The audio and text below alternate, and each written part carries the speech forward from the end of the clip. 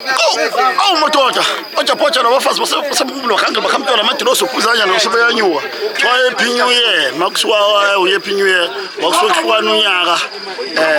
kukuhle emhlabeni wobaba omkhulu. Ngithi ephinyuye ke nangala kuMhlaba Uhlangene. Ngoba ubona nje abalandeli bethu bonke boMhlaba Uhlangene ubonke. Ngithi ephinyuye kubona siyanithanda, wanisithanda abalandeli baBhojabhoja abalandeli boMhlaba Uhlangene sithi Happy New Year. Zandla ziyalilile zona zithi idlula ikhanda. Mase ngithi ngiyabonga nibheke nje manibheka nje zinsizwa zoMhlaba Uhlangene zonke lezi enizibonayo. Okusho ukuthi nje wasilana sika Kwamsomi lana umsomi baba umsomi umhlonishwa omkhulu kuthina kuMhlaba Uhlangene unegalelo elikhulu unesandla eside esihle kuMhlaba Uhlangene sesithi thina simvakashele namhlanje kuyisebusuku kumgqibelo nje namhlanje baba besicelile ukuthi uyacela uMhlaba Uhlangene ufike wonke ngobuningi bawo wafika nje ngokubona nje kukuhle kuleli igceke laKwamsomi lokomdaye kukuhle kunje kunothile kuhlobile kunje sithi ke thina sababhemle ekhaya ube ubaba umsomi ube thatha namhlanje beyokhomba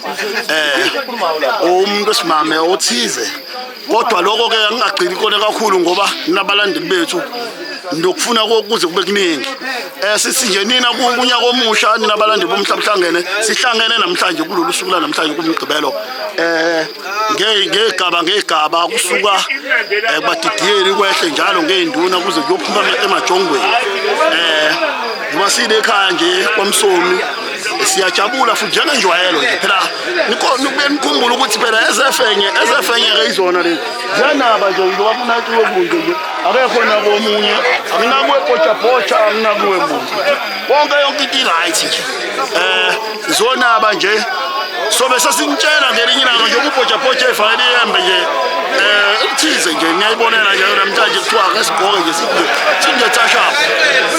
siyabonga ake ngithi khathi lapho ukuphinde nginifo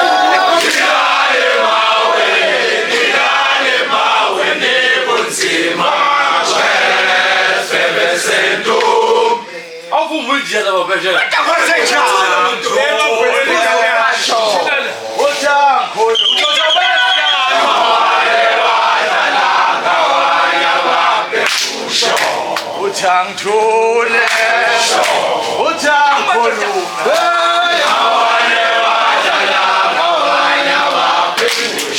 uthangithule